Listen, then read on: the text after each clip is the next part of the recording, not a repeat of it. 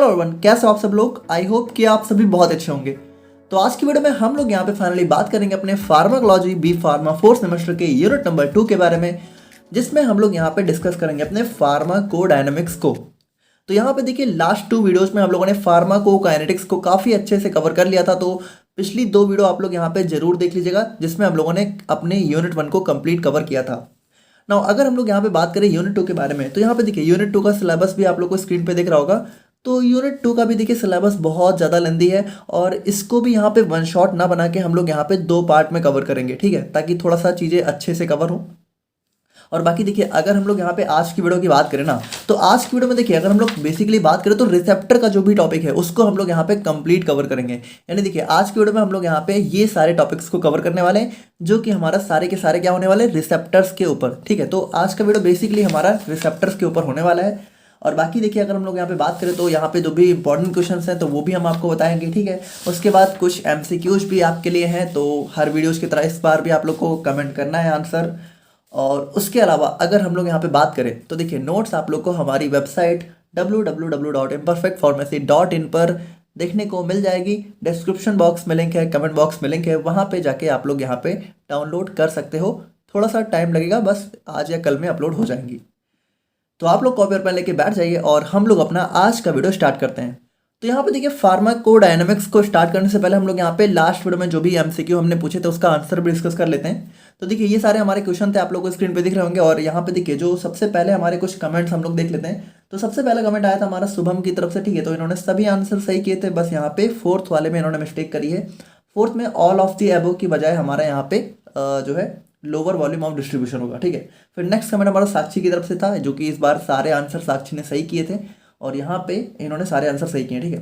ना नेक्स्ट हमारा सौरभ की तरफ से था, जिन्होंने यहाँ पे पहले वाले में मिस्टेक करी है, टॉपिकल की बजाय ओरल होगा ना। उसके बाद हमारा शुभांगी की तरफ से था, जिन्होंने यहाँ पे सारे ही आंसर सही किए हैं, ठीक है। उसके बाद यहाँ पे आदर्श की तरफ से था, जिन्होंने भी यहाँ पे सारे आंसर सही किए हैं। और उसके बाद हमारा सुभान की तरफ से था, जिन्होंने यहाँ पे सारे आंसर सही किए, ठीक है।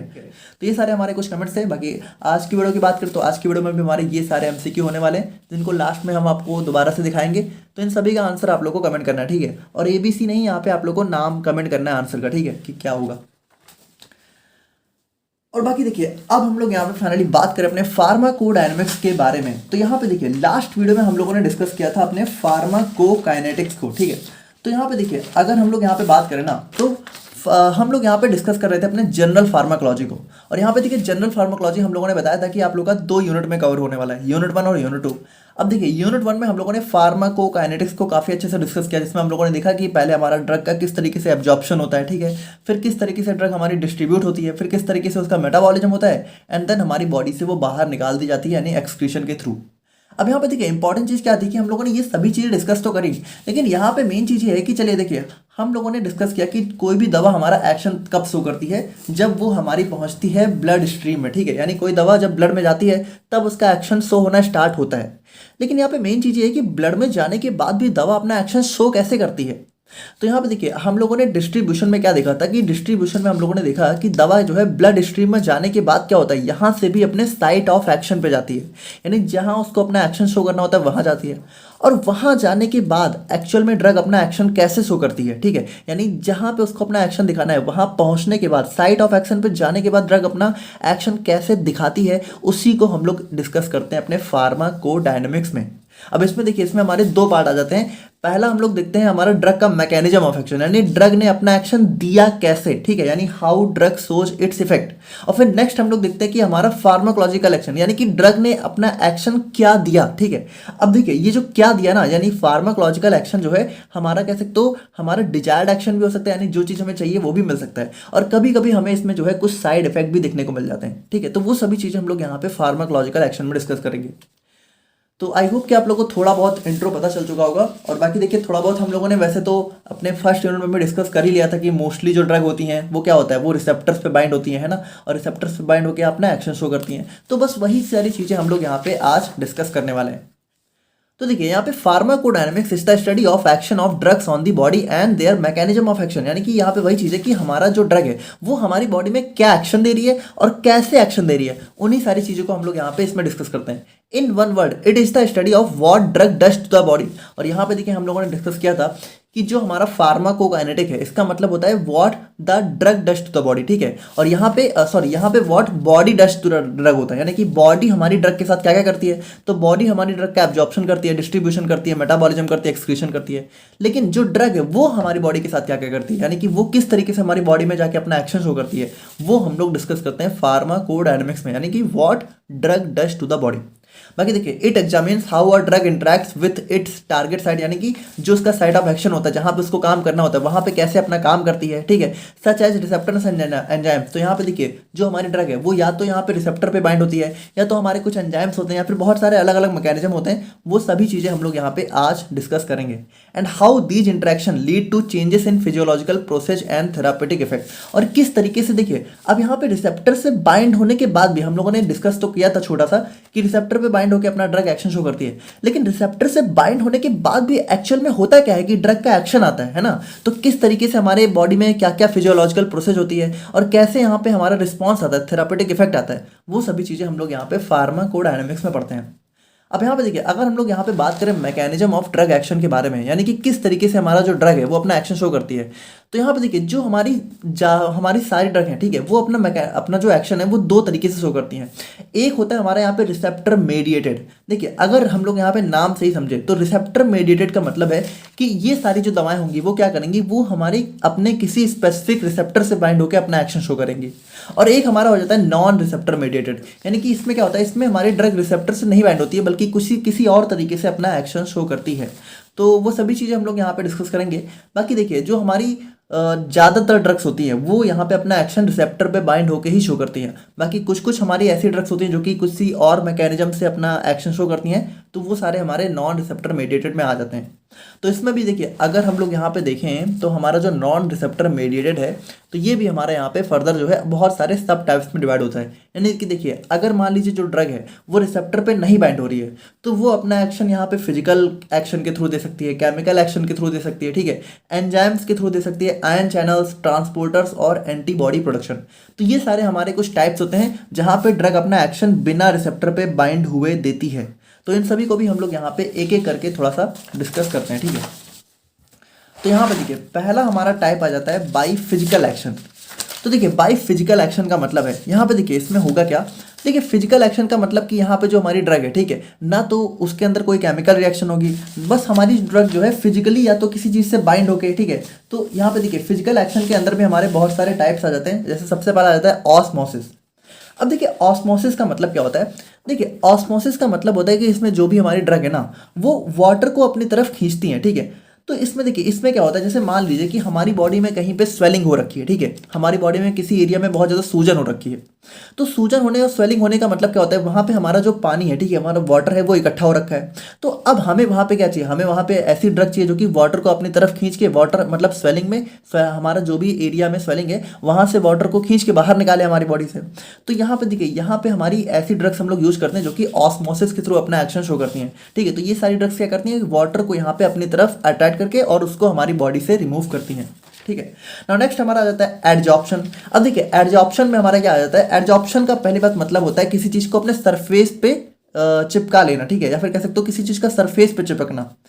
तो यहाँ पे देखिए एब्जॉर्प्शन क्या होता है, देखिए एब्जॉर्प्शन मतलब अपने अंदर एब्जॉर्ब कर लेना, लेकिन एडजॉर्प्शन, देखिए एडी एडजॉर्प्शन का मतलब होता है सरफेस पे चिपक जाना। तो इसमें देखिए इसमें होता क्या है कि जैसे मान लीजिए हमारा एक्टिवेटेड चारकोल है, ठीक है, तो एक्टिवेटेड चारकोल क्या करता है, अपने सरफेस पे चीज़ों को अट्रैक्ट करता है, ठीक है, चिपका लेता है।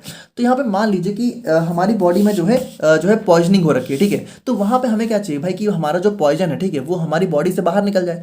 तो यहाँ पे देखिए यहाँ पे एक्टिवेटेड चारकोल क्या करता है कि जो भी हमारा पॉइजन होता है, ठीक है, उसको अपने सरफेस पे जो है इकट्ठा करने लगता है, ठीक है। तो जब सरफेस पे यहाँ पे अपना कह सकते हो स्टिक करने लगता है तो ये हमारा हो जाता है एडजॉर्प्शन, ठीक है। और यहाँ पे देखिए अगर हम लोग बात करें रेडियो एक्टिविटी की, तो रेडियो एक्टिविटी में देखिए क्या होता है, जैसे हमारे कुछ रेडियो एक्टिव सब्सटेंसेज होते हैं, जैसे मान लीजिए हमारा आयोडीन 131 होता है, ठीक है, ये हमारा एक टाइप का रेडियो एक्टिव सब्सटेंस है, ठीक है। तो रेडियो एक्टिव सब्सटेंस क्या होते हैं, यहाँ पे अपना रेडियो एक्टिव रेज को इमिट करते हैं, यानी कि रेडिएशन से इमिट करते हैं। अब ये रेडिएशन हमारी अल्फा बीटा गामा किसी फॉर्म में हो सकती हैं। तो यहाँ पे देखिए मान लीजिए ये हमारा एक ड्रग है, ठीक है, और इसको हम लोगों ने अपनी बॉडी में कह सकते हो हम लोगों ने यूज किया, ठीक है। तो अब ये क्या होगा भाई, देखिए ये जो है खुद कुछ काम थोड़ी करेगा। ये मान लीजिए ये ड्रग है, ठीक है, जो ये क्या करेगा, इसकी नेचुरल प्रॉपर्टी ही है रेडिएशंस को इमिट करना, तो ये हमारा रेडिएशंस को इमिट करना स्टार्ट कर देगा, और ये जो हमारी रेडिएशंस है ना, तो यही जाके क्या करेंगे, यही जाके अपना एक्शन शो करेंगे। तो यहाँ पे देखिए इसका यूज बेसिकली हम लोग यहाँ पे कैंसर के ट्रीटमेंट में करते हैं। तो जो हमारी कैंसर सेल्स होती हैं, तो हमें उन्हें क्या होता है, हमें उन्हें डिस्ट्रॉय करना होता है। तो ये सारी हमारी ड्रग क्या होती हैं कि रेडिएशंस को इमिट करती हैं, और ये रेडिएशंस क्या होते हैं, यही रेडिएशंस जाके हमारी कैंसर सेल्स को डिस्ट्रॉय करने का काम करती हैं। तो ये हमारा हो जाता है by the mechanism of radio activity. और उसके बाद देखिए मास ऑफ ड्रग की बात करें, तो यहाँ पे देखिए जो हमारे लैक्जेटिव्स होते हैं, ठीक है, तो इस सब गोल का नाम आप लोगों ने सुना होगा, ठीक है, तो इसका यूज हम लोग यहाँ पे कॉन्स्टिपेशन, कब्ज वगैरह में करते हैं। तो देखिए ये क्या करते हैं, ये बेसिकली जो हमारा स्टूल होता है ना, तो उसके मास को बढ़ा देते हैं, ठीक है, उसमें उसका मास बढ़ा देते हैं, बल्क फॉर्मेशन करते हैं, जिसकी वजह से क्या होता है, हमारी बॉडी में स्टूल का अमाउंट बढ़ जाता है, तो वो यहाँ पे इजिली हमारी बॉडी से आउट हो जाता है, ठीक है। तो ये सारा हमारा देखिए, ये सारा हमारा बाई फिजिकल एक्शन हो जाता है। आई होप कि आप लोग यहाँ पे समझ गए होगे। कुछ डाउट है तो आप लोग कमेंट करना। और बाकी देखिए अगर हम लोग बात करें केमिकल एक्शन के थ्रू, तो देखिए केमिकल एक्शन में क्या होगा, जैसे देखिए केमिकल एक्शन में हमारा पहला आता है एंटासिड्स, ठीक है। तो देखिए एंटासिड्स तो क्या होते हैं कि जैसे हमारा यहाँ पे मान लीजिए कि हमारी बॉडी में एसिड का लेवल बहुत ज़्यादा बढ़ गया, ठीक है, मान लीजिए हमारे स्टमक में HCl का लेवल बहुत बढ़ गया है, तो भाई देखिए अब अगर हमारी स्टमक में HCl बहुत बढ़ गया है, एसिडिटी हो गई है, तो हम लोग यहाँ पे एंटासिड्स लेते हैं। तो एंटासिड्स क्या होते हैं, बेसिकली ये हमारे बेस होते हैं, ठीक है। तो अब देखिए भाई कोई भी एसिड है उसकी रिएक्शन अगर हम लोग बेस से कराएंगे तो हमें क्या मिलेगा, हमारा सॉल्ट बनेगा, ठीक है, जो कि हमारा होता है न्यूट्रल, ठीक है। तो यहाँ पे देखिए ये जो हमारा बेस होता है, इसने क्या किया, इसने हमारी केमिकल रिएक्शन करी और हमारा एसिड को कह सकते हैं न्यूट्रलाइज कर दिया, ठीक है। तो ये हमारा एंटासिड्स हो जाते हैं। उसके बाद देखिए चिलेटिंग एजेंट की बात करें, तो यहाँ पे देखिए चिलेटिंग एजेंट क्या होता है, जैसे चिलेटिंग एजेंट भी जैसे हमारे कुछ मतलब हमारे देखिए आप लोगों ने चिलेट्स पढ़ा होगा, हम लोगों ने अभी लास्ट सेमेस्टर फिजिकल फार्मास्यूटिक्स में भी पढ़ा था, उसके बाद फर्स्ट सेम में भी पढ़ा था। तो यहाँ पे देखिए चिलेट्स क्या होते हैं, चिलेट्स हमारे ऐसे एजेंट होते हैं जो कि यहाँ पे कह सकते हो हमारा बाइंड हो जाते हैं, ठीक है, मेटल्स से हमारा बाइंड हो जाते हैं, ठीक है। तो ये भी क्या होते हैं, ये भी हमारा कह सकते हो जो है हमारा मर्करी पॉइजनिंग हो गया, आर्सेनिक पॉइजनिंग हो गया, ठीक है। तो इन सब में यहाँ पे क्या होता है, इन सारे पॉइजन्स के साथ बाइंड होकर इसको हमारी बॉडी से बाहर निकाल देते हैं। और उसके बाद देखिए ऑक्सीडाइजिंग एजेंट की बात करें तो ये सिंपल है कि ये हमारा जो है कह सकते हो ऑक्सीडेशन करा देते हैं, ठीक है। तो ये हमारा ऑक्सीडेशन के थ्रू हो गया। तो ये सारा हमारा हो गया bye the mean of chemical action. Now next हम लोग यहाँ पे बात करें एंजाइम्स के बारे में, तो यहाँ पे देखिए अगर हम लोग यहाँ पे बात करें तो यहाँ पे देखिए आप लोगों को पता है कि हमारी बॉडी में बहुत सारी जो मोस्टली जो प्रोसेस होती हैं, ठीक है, तो उनमें हमारे कुछ एंजाइम्स इन्वॉल्व होते हैं। तो अगर मान लीजिए कोई हमारी हम लोग ऐसी ड्रग दें, ठीक है, जो कि उस एंजाइम के एक्शन को या तो बढ़ा दें, ठीक है, और या तो थोड़ा सा कम कर दें, तो अगर हमारी जो ड्रग है वो एंजाइम के एक्शन को कम या ज़्यादा करके अपना एक्शन शो कर रही है, तो वो हमारा हो जाता है by the mean of enzyme. तो यहाँ पे देखिए drugs can influence enzyme in various ways to show their action, here are primary mechanism. तो यहाँ पे देखिए अगर हम लोग यहाँ पे बात करें एंजाइम एक्टिवेशन के बारे में, तो इसमें क्या होती है, इसमें हमारी जो कुछ ड्रग्स होती हैं वो एंजाइम के एक्शन को यहाँ पे बढ़ा देती हैं, ठीक है, एंजाइम के एक्शन को स्टिमुलेट कर देती हैं। जैसे अगर हम लोग यहाँ पे बात करें तो मान लीजिए एक हमारा एंजाइम होता है ग्वानालाइट साइक्लेज, ठीक है। तो ये जो ग्वानालाइट साइक्लेज होता है, ठीक है, ये हमारा जो है इन्वॉल्व होता है किसके फॉर्मेशन में, CGMP के, ठीक है, यानी साइक्लिक GMP के। और ये जो साइक्लिक GMP होता है ना, ये साइक्लिक GMP क्या करता है, हमारा स्मूथ मसल्स का रिलैक्सेशन कराता है। यानी कभी कभी हमारी स्मूथ मसल्स में जब बहुत ज़्यादा कॉन्ट्रैक्शन हो जाता है तो हमें यहाँ पे क्या चाहिए होता है, हमें यहाँ पे चाहिए होता है रिलैक्सेशन, और ये रिलैक्सेशन कराता कौन है, CGMP। और ये CGMP को बनाने में हेल्प कौन करता है, ग्वानालाइट साइक्लेज। अब मान लीजिए कि हमें यहाँ पे इसी स्मूथ मसल्स में रिलैक्सेशन चाहिए, ठीक है, तो भाई देखिए ये काम तो हमारी बॉडी में नेचुरली CGMP के थ्रू हो रहा है, लेकिन ये बन किससे रहा है, ग्वानालाइट साइक्लेज। तो अगर हम लोग कोई ऐसी ड्रग दे दें जो कि इस ग्वानालाइट साइक्लेज के एक्शन को स्टिमुलेट कर दे, बढ़ा दे, तो यहाँ पे हमारा काम बन जाएगा। तो यहाँ पे देखिए यहाँ पे इसी तरीके से हमारी ड्रग होती है रियोसिग्वाइड, ठीक है, रियोसिग्वाइड। तो ये हमारी क्या ड्रग, तो ये हमारी क्या करती है, ये हमारी ग्वानालाइट साइक्लेज के एक्शन को यहाँ पे इंक्रीज कर देती है, जिसकी वजह से हमारा स्मूथ मसल्स रिलैक्सेशन यहाँ पे काफ़ी फास्ट हो जाता है। ना अगर हम लोग यहाँ पे बात करें एंजाइम इनहिबिशन के बारे में, तो देखिए एंजाइम इनहिबिशन का मतलब है कि ये ड्रग्स हमारी जो क्या होती हैं कि कुछ स्पेसिफिक एंजाइम को इनहिबिट करके अपना काम करती हैं। अब इसको भी आप लोग यहाँ पे समझिए, जैसे आपकी बॉडी में जब भी पेन होता है, दर्द होता है, इन्फ्लामेशन वगैरह होता है या फिर फीवर वगैरह होता है, ठीक है, तो इन सबको कराने में ना हमारा एक स्पेशल टाइप का केमिकल हार्मोन होता है जो कि हमारा होता है प्रोस्टाग्लैंडिन, ठीक है। तो यही हमारा वो हार्मोन होता है जो कि हमारा पेन के लिए रिस्पॉन्सिबल होता है। यानी अगर हमारी बॉडी में पेन, दर्द वगैरह कुछ भी होता है ना, तो इसी हार्मोन की वजह से होता है, प्रोस्टाग्लैंडिन की वजह से होता है। तो अब देखिए यहाँ पे मेन चीज क्या है कि इस प्रोस्टाग्लैंडिन को बनाता कौन है, इस प्रोस्टाग्लैंडिन की सिंथेसिस में हमारा इन्वॉल्व होता है कॉक्स एंजाइम, ठीक है। कॉक्स हमारा एंजाइम होता है साइक्लोऑक्सीगुआनेज, ठीक है।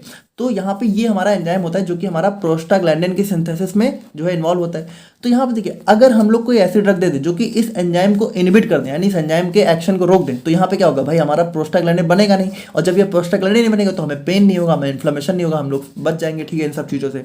तो यहाँ पे देखिए, इसी तरह की हमारी ड्रग होती है एस्पिरिन, ठीक है। तो एस्पिरिन क्या करती है, एस्पिरिन हमारा इसी कॉक्स एंजाइम को इनहिबिट कर देती है, और जब इसको इनहिबिट कर देती है तो हमारी बॉडी में प्रोस्टाग्लैंडिन बनता नहीं है और हमें पेन वगैरह से रिलीफ मिल जाता है। तो यहाँ पे देखिए वही चीज़ है कि मैनी ड्रग्स वर्क बाय, तो ये हमारा इनिबिशन देखिए दो टाइप का हो सकता है। अच्छा, अब ये इनिबिशन हमारा दो टाइप का हो सकता है, एक हो सकता है कॉम्पिटिटिव, एक हो सकता है नॉन कॉम्पिटिटिव। देखिए कॉम्पिटिटिव का मतलब है जैसे जो हमारा एंजाइम होता है ना, तो हम लोगों ने इसको बायोकेमिस्ट्री में देखा था, अगर आप लोग को थोड़ा बहुत याद हो तो एंजाइम्स में हमारी दो साइड होती हैं, एक होता है एंजाइम की मेन साइड, ठीक है, और एक होता है एंजाइम की एलोस्टेरिक साइड। तो अगर मान लीजिए जो हमारी ड्रग है, ठीक है, वो एंजाइम के मेन साइड पे जाके बाइंड हो जा रही है, ठीक है, देखिए यहीं पे हमारा सबस्ट्रेट आके बाइंड होता है, लेकिन अगर सबस्ट्रेट को हटा के हमारा एंजाइम जो ड्रग है वो खुद ही यहाँ पे बाइंड हो जा रही है, तो इसको हम लोग बोलते हैं कॉम्पिटिटिव इनिबिशन। और अगर मान लीजिए जो हमारी ड्रग है, ठीक है, वो एंजाइम की मेन साइड पे ना बाइंड होकर हमारा एलोस्टेरिक साइड पे बाइंड हो रही है, तो इसको हम लोग बोलते हैं नॉन कॉम्पिटिटिव इनिबिशन, ठीक है। तो ये हमारे सिंपल से दो टाइप हो जाते हैं। नाउ नेक्स्ट अगर हम लोग यहाँ पे बात करें तो नेक्स्ट हमारा आता है थ्रो आयन चैनल्स। अब देखिए आयन चैनल्स की अगर हम लोग यहाँ पे बात करें, ठीक है, तो हमारी बॉडी में कुछ चैनल्स होते हैं जो कि हमारे सोडियम चैनल्स हो गए, क्लोराइड चैनल्स हो गए, है ना। आप लोग को पता होगा कि जैसे हमारा जो सेल होता है, ठीक है, तो सेल में हमारे कुछ सब्सटेंस क्या होते हैं, डायरेक्टली इंटर नहीं कर पाते, तो वो हमारे कुछ चैनल्स होते हैं, उनके थ्रू हमारी सेल में एंटर करते हैं। जैसे कि हमारा सोडियम मान लीजिए हो गया, तो सोडियम के यहाँ पे स्पेशल चैनल्स होते हैं जो कि उन्हीं के थ्रू हमारा सोडियम एंटर करता है। अच्छा, यहाँ पे भी क्या होता है कि देखिए ये जो चैनल्स होते हैं ना, ये हमेशा ओपन नहीं होते हैं। जैसे मान लीजिए चैनल है, अगर ये ओपन है तभी हमारा सोडियम आ पाएगा, अगर ये हमारा बंद हो गया, ठीक है, तो ये हमारा सोडियम नहीं आ पाएगा। अब देखिए ये जो हमारे वोल्टेज गेटेड चैनल्स होते हैं ना, ये हमारे कब ओपन होते हैं, ये नॉर्मली क्लोज रहते हैं, ये ओपन होते हैं एक स्पेशल वोल्टेज पे, ठीक है। इसको हम लोगों ने, अगर आप लोगों को याद हो तो हम लोगों ने अपने एक्शन पोटेंशियल में देखा था। तो देखिए ये हमारा कुछ स्पेसिफिक वोल्टेज होता है, तो जब हमारा वोल्टेज वहाँ पहुँचता है, ठीक है, जैसे हमारा -90 मिलीवोल्ट हो गया, ठीक है, तो ये सारे हमारे कुछ स्पेशल वोल्टेज होते हैं जहाँ पे हमारा जो चैनल्स जो है इस ओपन होना स्टार्ट हो जाते हैं। तो मान लीजिए हमारा सोडियम चैनल, ठीक है, तो जब ये ओपन होता है तो हमारा डीपोलराइजेशन होता है, जब हमारा क्लोराइड चैनल ओपन होता है तो हमारा हाइपर पोलराइजेशन होता है, आप लोग को थोड़ा बहुत याद हो। तो यहाँ पे देखिए अगर मान लीजिए कोई हमारी ड्रग है, ठीक है, वो इन चैनल्स के ओपनिंग या फिर क्लोजिंग में जो है कह सकते हो इंटरफेयर कर रही है, तो वो हमारा एक्शन हो जाता है थ्रू आयन चैनल्स। यानी कि देखिए हमारे मान लीजिए जो हमारा वोल्टेज गेटेड आयन चैनल्स है, अगर कोई ड्रग यहाँ पे हमारा जो, देखिए अब ये जो ड्रग है ना, तो ये क्या कर सकती है कि ये हो सकता है कि हमारा वोल्टेज को स्टिमुलेट करने में अपना रोल प्ले कर सकती है, ठीक है, या फिर कह सकते हो इनके प्रोटीन सिंथेसिस में जो भी हमारे इन्वॉल्व होते हैं आयन चैनल्स की, उनमें हमारा रोल प्ले कर सकती है। तो अगर किसी भी तरीके से जो हमारी ड्रग है, ठीक है, वो इन वोल्टेज गेटेड आयन चैनल्स को ओपन या फिर क्लोज करने में अपना रोल प्ले कर रही है, तो वो हमारा एक्शन हो जाता है थ्रो आयन चैनल्स, ठीक है। बाकी देखिए इसमें हमारा जो है एग्जाम्पल हो जाता है वोल्टेज गेटेड आयन चैनल्स, जो कि हमारे लोकल एनेस्थेटिक होते हैं, ठीक है, वो हमारे इसी आयन चैनल को ओपन, यानी कि देखिए लोकल एनेस्थेटिक क्या होते हैं, इसी सोडियम चैनल को क्लोज या ओपन करके अपना एक्शन शो करते हैं। अब यहाँ पे देखिए नेक्स्ट हमारा आ जाता है थ्रो ट्रांसपोर्टर्स। अब देखिए ट्रांसपोर्टर्स की अगर हम लोग यहाँ पे बात करें तो देखिए ट्रांसपोर्टर्स क्या होते हैं, जैसे हमारी बॉडी में जो है कुछ ट्रांसपोर्टर्स होते हैं, आप लोग को पता होगा, जो कि हमारे प्रोटीनियस नेचर के होते हैं, ठीक है। तो जैसे हमारा जो सेल होता है, ठीक है, तो उसमें हर ड्रग क्या होता है, हर ड्रग यहाँ पे आर पार नहीं जा पाती। मान लीजिए कोई हमारी हाइड्रोफिलिक ड्रग है, ठीक है, तो या फिर कोई मान लीजिए हमारी ड्रग का साइज बहुत बड़ा है, तो वो ड्रग क्या होगा, वो ड्रग हमारा नॉर्मली जो है सेल के अंदर नहीं जा पाएगी। लेकिन मान लीजिए अगर उसको सेल के अंदर जाना है, या फिर मान लीजिए ड्रग छोड़िए, हमारी बॉडी में कुछ सब्सटेंस होते हैं, ठीक है, वो हमारा क्या होता है, वो हमारा सेल के अंदर डायरेक्ट नहीं जा पाते हैं, तो वो क्या होता है, वो यहाँ पे इन जो है कह सकते हो हमारे ट्रांसपोर्टर्स होते हैं प्रोटीनियस नेचर के, तो वो इन ट्रांसपोर्टर के साथ बाइंड हो जाते हैं। और उसके बाद ट्रांसपोर्ट क्या होता है, ट्रांसपोर्टर जो है इजिली हमारा सेल मेम्ब्रेन के अंदर जाके और इन सब्सटेंस को यहाँ पे रिलीज कर देता है। तो अगर जो हमारा यहाँ पे कह सकते हो जो हमारी ड्रग है, ठीक है, वो इन ट्रांसपोर्टर्स के मूवमेंट को या तो ब्लॉक कर दे रही है या तो इनहिबिट कर दे रही है, ठीक है, तो वहाँ पे भी हमारा ड्रग जो है अपना एक्शन शो कर देती है। मान लीजिए कि कोई मॉलिक्यूल है, ठीक है, और वो सेल के अंदर जाके कुछ स्पेसिफिक रिस्पॉन्स शो कर रहा है, तो अगर मान लीजिए को हमें वो रिस्पॉन्स नहीं चाहिए, ठीक है, वो हमारी बॉडी के लिए अच्छा नहीं है, ठीक है, तो हम लोग क्या करेंगे, हम लोग इस ट्रांसपोर्टर को ब्लॉक कर देंगे, अपनी ऐसी ड्रग देंगे, जिसकी वजह से क्या होगा भाई, जब ये ब्लॉक हो जाएगा तो ये हमारी जो भी मॉलिक्यूल था, ठीक है, जो कि अपना एक्शन शो कर रहा था, जो कि हमारे लिए अनडिजायर्ड था, हमें नहीं चाहिए था, वो हमारा एक्शन नहीं हो पाएगा, क्योंकि ड्रग हमारी अंदर जा ही नहीं पाएगी, ठीक है। और अगर हम लोग यहाँ पे बात करें थ्रो एंटीबॉडी प्रोडक्शन की, तो यहाँ पे देखिए आप लोगों को पता होगा कि भाई हम लोगों ने पैथोफिजियोलॉजी में काफ़ी अच्छे से देखा था कि जो हमारी बॉडी में जब भी कोई एंटीजन एंटर करता है, ठीक है, जैसे हमारी बॉडी में मान लीजिए कोई बैक्टीरिया, वायरस है, फॉरेन सब्सटेंस जो भी हमारी बॉडी में एंटर करते हैं, तो उनमें क्या होता है, तो उनको हमारी बॉडी में प्रेजेंट हो जाती हैं कुछ एंटीबॉडी, ठीक है। तो ये एंटीबॉडी क्या होता है, ये एंटीबॉडी इसी एंटीजन के साथ बाइंड होके और इसको डिस्ट्रॉय कर देती है और हमारी बॉडी को हार्म होने से बचा लेती हैं। जैसे भाई कोरोना में भी हमारा एंटीबॉडी ही तो अपना काम कर रही थी। तो यहाँ पे देखिए, अगर हमारी कोई ऐसी ड्रग है, ठीक है, जो कि इन एंटीबॉडी को प्रोड्यूस कर रही है, ठीक है, तो वहाँ पे ये ऐसी ड्रग हमारी एंटीबॉडी प्रोडक्शन करके काम करती हैं। जैसे हमारी जो वैक्सीन होती हैं वो हमारी एंटीबॉडी को ही प्रोड्यूस करती है, ठीक है। तो इस तरीके से हमारी वैक्सीन जो अपना एक्शन शो करती हैं।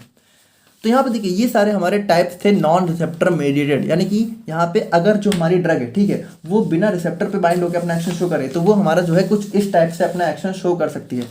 नाउ अब हम लोग यहाँ पे बात करते हैं अपना जो है रिसेप्टर मेडिएटेड मैकेनिज्म के बारे में, जो कि हमारा सबसे इंपॉर्टेंट हो जाता है, क्योंकि यही एग्जाम में भी यही सारे आते हैं और ज़्यादातर जो ड्रग्स हैं वो अपना एक्शन भी जो है रिसेप्टर पे बाइंड होकर ही शो करती हैं। अब यहाँ पे देखिए, अगर हम लोग बात करें ना, तो यहाँ पे देखिए कुछ इंपॉर्टेंट क्वेश्चंस को भी हम लोग डिस्कस कर लेते हैं। जैसे कि देखिए, मेनली क्वेश्चन या तो आप लोग का देखिए डिफाइन फार्माकोडायनामिक्स के नाम से बन जाता है, ठीक है, या फिर फैक्टर्स अफेक्टिंग ड्रग एक्शन, तो इसको भी हम लोग लास्ट में देखेंगे। फिर जीपीसीआर, ये सबसे इंपॉर्टेंट है, तो इसको भी हम लोग अभी देखेंगे, ये हमारा इसी रिसेप्टर का एक टाइप होता है, ठीक है। उसके बाद देखिए principle and mechanism of drug action, तो ये चीज़ हम लोगों ने यही चीज़ हम लोग देख ही रहे हैं कि अपना ड्रग अपना एक्शन कैसे शो करती है, ठीक है। उसके बाद देखिए कंबाइंड इफेक्ट, तो ये नेक्स्ट टॉपिक है, इसको हम लोग नेक्स्ट वीडियो में डिस्कस करेंगे। और उसके बाद देखिए theory and classification of receptor, तो इसको भी हम लोग यहाँ पे अभी पढ़ने ही जा रहे हैं। और सिग्नल ट्रांसड्यूसर मैकेनिज्म, तो ये देखिए यही हमारा रिसेप्टर का मैकेनिज्म होता है, ठीक है, तो इसको भी हम लोग यहाँ पे अभी देखने जा रहे हैं। तो यही सारे हमारे कुछ इंपॉर्टेंट क्वेश्चन हैं। तो सारे क्वेश्चन देखिए हमारे बेसिकली रिसेप्टर से ही देखने को मिलते हैं, तो यही हमारा सबसे इंपॉर्टेंट टॉपिक हो जाता है। तो अब आप लोग यहाँ पे वीडियो को जो है ध्यान से देखिएगा। तो यहाँ पे देखिए, अगर हम लोग बात करें जो है रिसेप्टर मेडिएटेड मैकेनिज्म के बारे में, तो देखिए in receptor mediated mechanism drug exert their effect by binding to specific receptor on the surface और विद इन द सेल, ठीक है। यहाँ पे देखिए, अब रिसेप्टर क्या होता है भाई, देखिए रिसेप्टर हमारे जो है प्रोटीन के बने हमारे ऐसे स्पेसिफिक सब्सटेंस होते हैं, ठीक है, जिन पे जो हमारी ड्रग है वो बाइंड होती है और अपना एक्शन शो करती है। अब देखिए ये रिसेप्टर हर ड्रग के लिए स्पेसिफिक होते हैं। जैसे मान लीजिए कि कोई हमारी ए ड्रग है और कोई हमारी बी ड्रग है, तो इन दोनों का जो रिसेप्टर है ना वो भी अलग अलग होगा। जैसे मान लीजिए जो हमारी ए ड्रग है, मान लीजिए वो हमारी इस तरह की नेचर की है, ठीक है, समझने के लिए, और मान लीजिए जो हमारी बी ड्रग है, ठीक है, वो हमारी कुछ इस तरह की है। तो यहाँ पे देखिए जो हमारी ए का रिसेप्टर होगा ना, वो हमारा ए के लिए ही स्पेसिफिक होगा, यानी इसमें हमारा ए वाला जो रिसेप्टर है वो ए से ही बाइंड होगा, वो बी से बाइंड नहीं होगा। जैसे मान लीजिए ये हमारा ड्रग है, ठीक है, तो इसके लिए देखिए इसमें रिसेप्टर का शेप भी बिल्कुल ऐसा है कि यही वाली ड्रग हमारी आके बाइंड हो सकती है। अगर मान लीजिए इस टाइप के रिसेप्टर में हम लोग यहाँ पे इस ड्रग को बाइंड कराना चाहें तो ये बाइंड ही नहीं होगी, ठीक है, क्योंकि देखिए ये हमारा साइज ही अलग है। तो यहाँ पे देखिए अब इसके लिए मान लीजिए, अब इसके लिए अगर हम लोग रिसेप्टर देखें तो इसके लिए रिसेप्टर हमारा जो है कुछ इस टाइप का होगा, ठीक है, जहाँ पे ये वाली जो ड्रग है वो यहाँ पे इस पे जाकर बाइंड हो जाएगी। यानी देखिए बी का रिसेप्टर अलग होगा, ए का रिसेप्टर अलग होगा, तो हर ड्रग का रिसेप्टर यहाँ पे स्पेसिफिक होता है।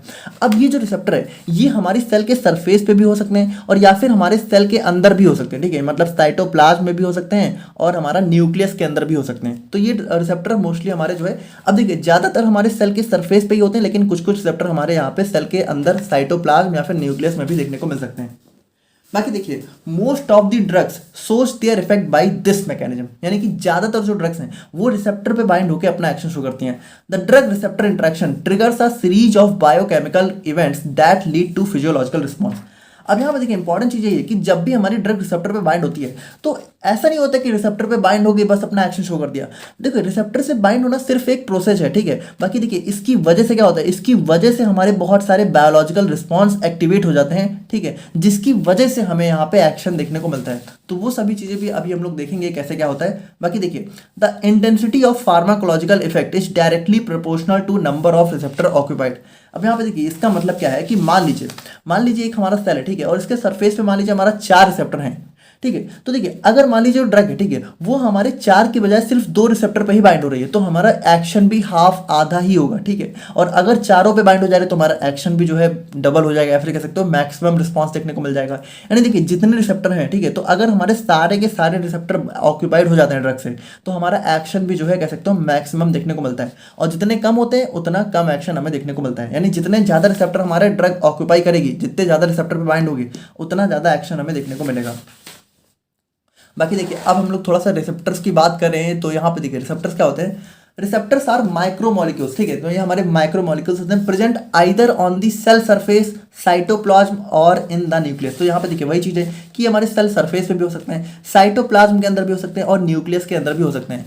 From which the drug binds and interact to produce cellular changes, यानी कि देखिए इन्हीं पे ड्रग अपना बाइंड होती है, ठीक है, और यहाँ पे हमारे कुछ सेल्यूलर चेंजेस होते हैं जिसकी वजह से हमें जो भी रिस्पॉन्स चाहिए होता है वो हमें मिलता है।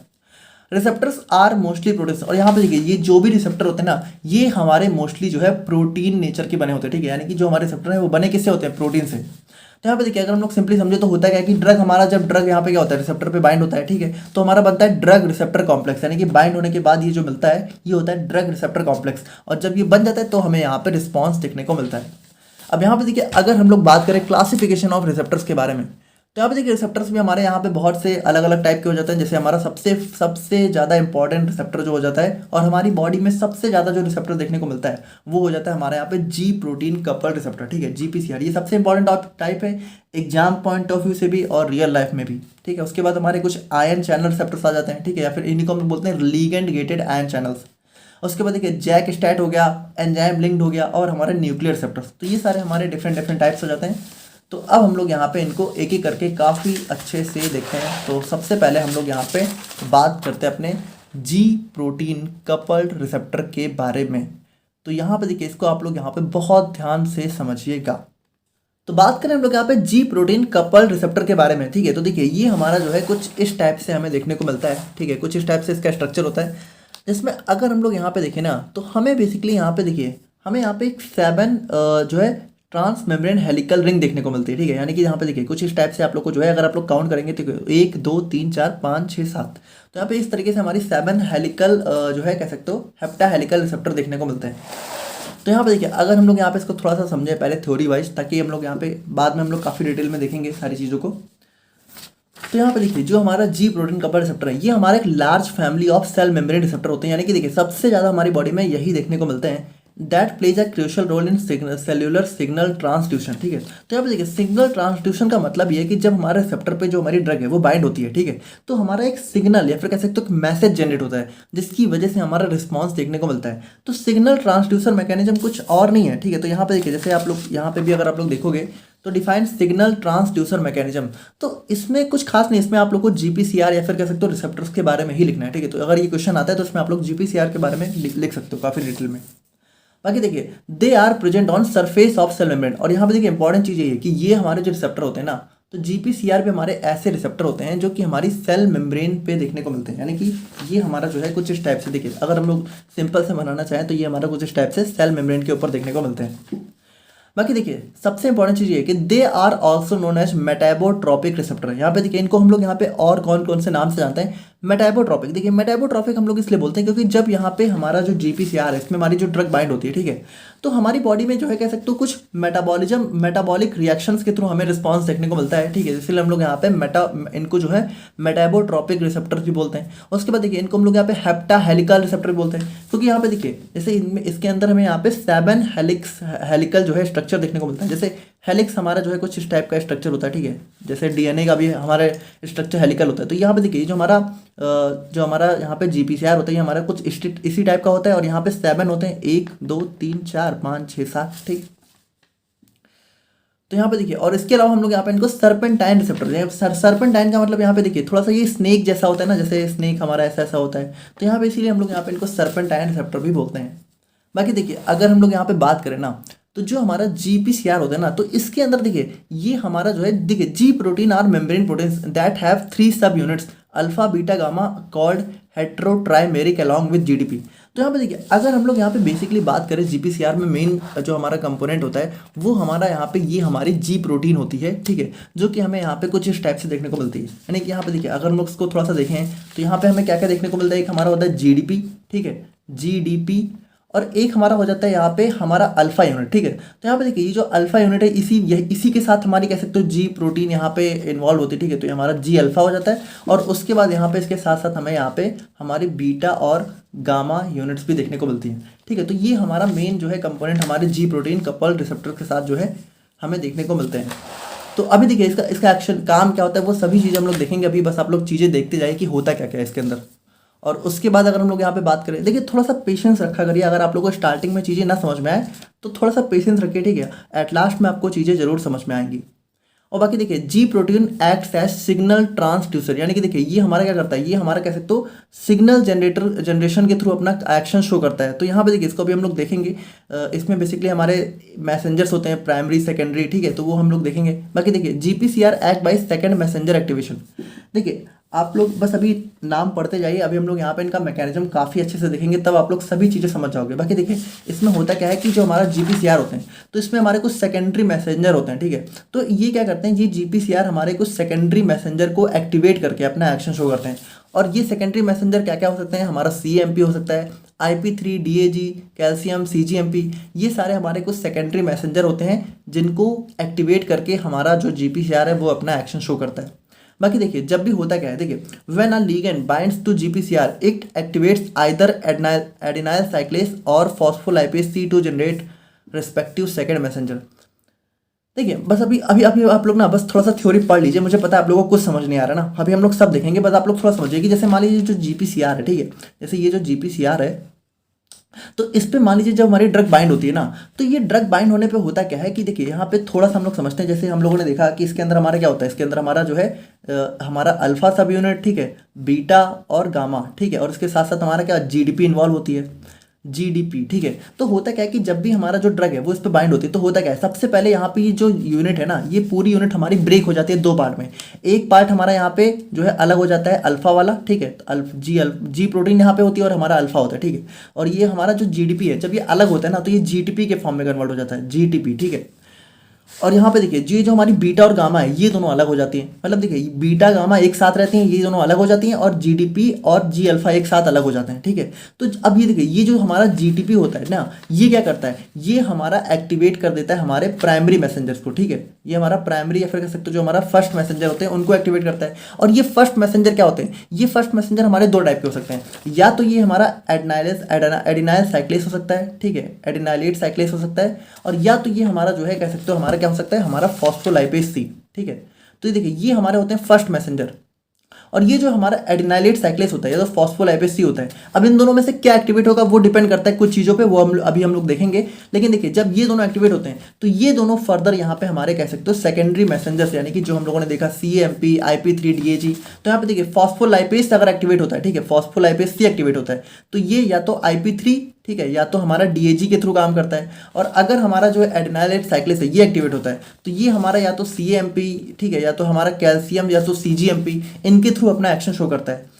तो देखिए मुझे पता है अभी आप लोग बहुत कंफ्यूज हो रहे हो, बट अभी आप लोग बस समझते जाइए, एट लास्ट में आप लोग को सब क्लियर हो जाएगा, ठीक है। थोड़ा सा भरोसा रखिए और समझते जाइए।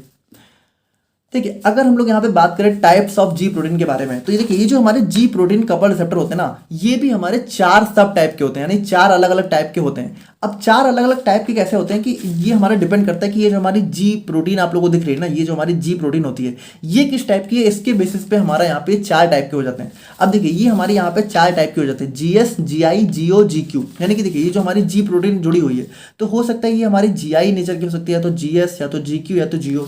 अब देखिए GS, GI, GQ, GO क्या होता है, देखिए GS क्या होता है, GS हमारा वो प्रोटीन होता है जो कि हमारे किसी भी एक्शन को स्टिमुलेट करने का काम करती है, यानी कि देखिए GS हमारी जो है स्टिमुलेटरी नेचर की होती है। यानी कि देखिए मान लीजिए अगर हम लोग बात करिए जो हमारा जी प्रोटीन कपल रिसेप्टर है, अगर इसके साथ हमारी GS वाली प्रोटीन इन्वॉल्व है, ठीक है, GS प्रोटीन जुड़ी हुई है, तो अगर हमारी जो ड्रग है, ठीक है, वो यहाँ पे इस पे बाइंड होगी तो ये क्या करेगी, ये हमारा जो भी एक्शन है उसको स्टिमुलेट करने का काम करेगी। यानी मान लीजिए अगर हमारी जैसे इसका एक एग्जांपल लें तो इसका एग्जांपल हमारा बीटा एड्रेनर्जिक रिसेप्टर हो जाता है, ठीक है।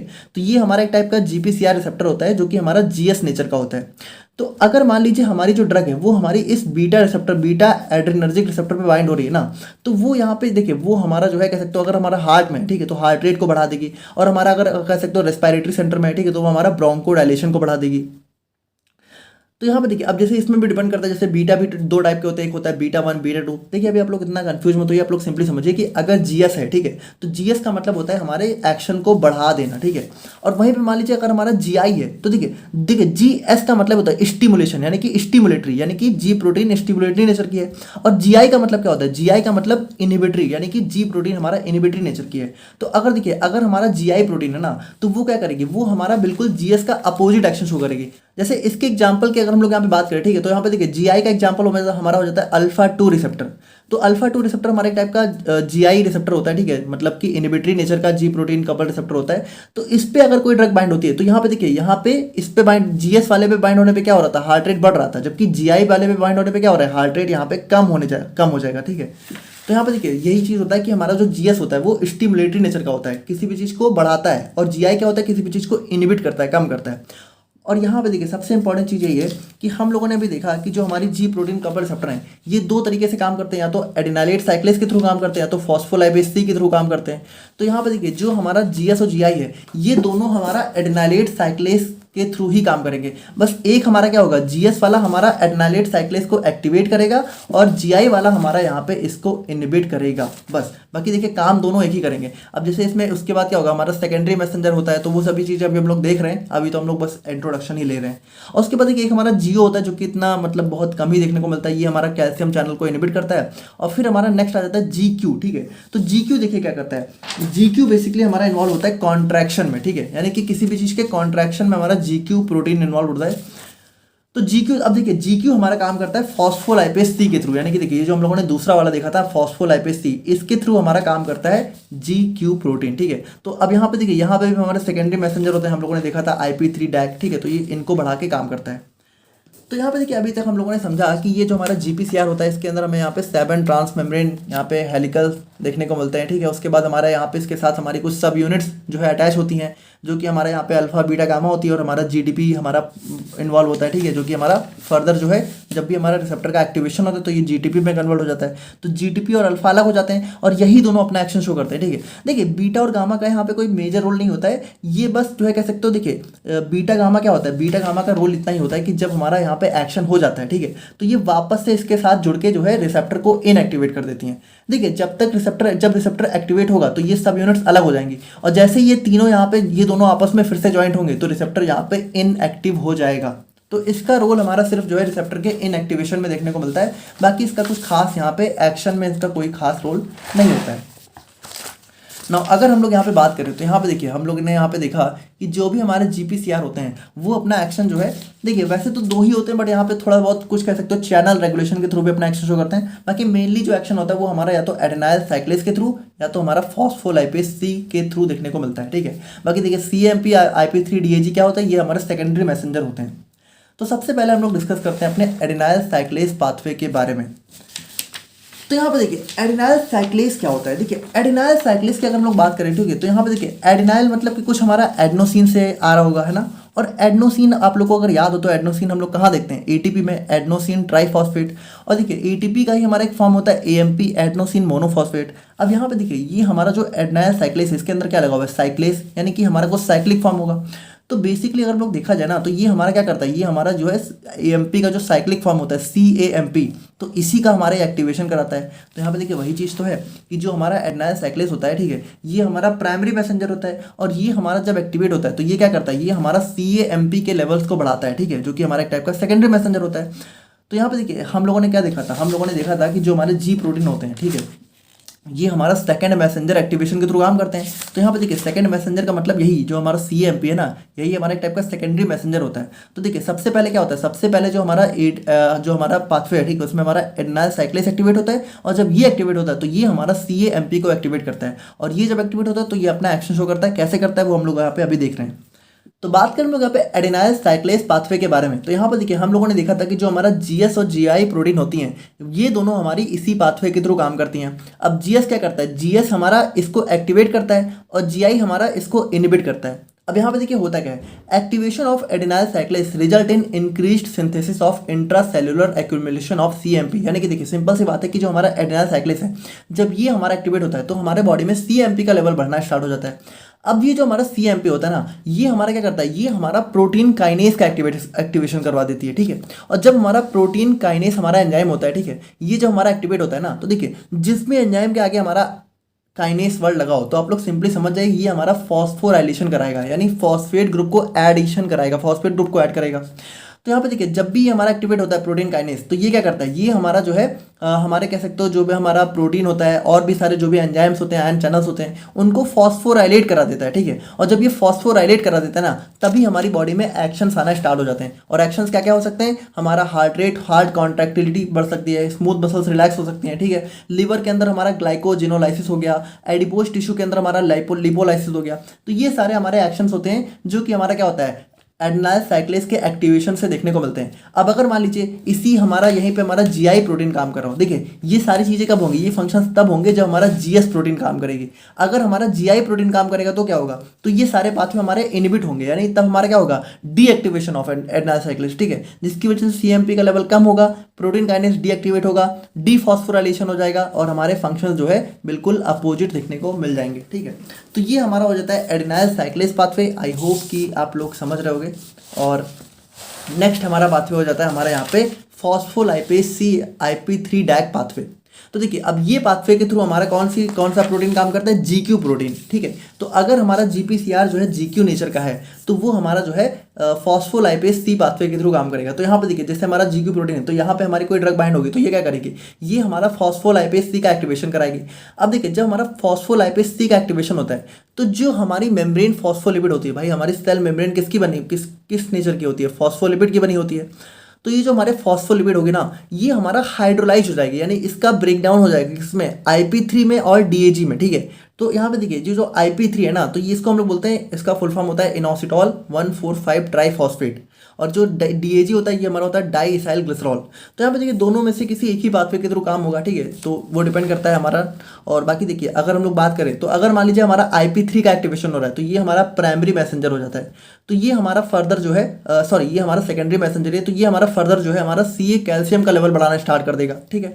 और अगर हमारा DAG होता है तो ये हमारा प्रोटीन काइनेज का एक्टिवेशन कराएगा। और ये दोनों अल्टीमेटली क्या करेंगे, ये दोनों अल्टीमेटली हमारा कह सकते हो कॉन्ट्रैक्शन को बढ़ा देंगे, सिक्रेशन को बढ़ा देंगे। यानी कि देखिए अगर हमारी बॉडी में कहीं कॉन्ट्रैक्शन हो रहा है, ठीक है, तो वहाँ पे हमारा GQ प्रोटीन होता है। हमारी बॉडी में जो भी सिक्रेटरी ग्लैंड्स होती है, ठीक है, तो वो भी जो भी सिक्रेशंस करती हैं वो हमारा इसी पाथवे के थ्रू होता है। उसके बाद देखिए जो हमारे न्यूरॉन्स की एक्साइटेबिलिटी होती है, ठीक है, वो भी हमारा इसी पाथवे के थ्रू होती है।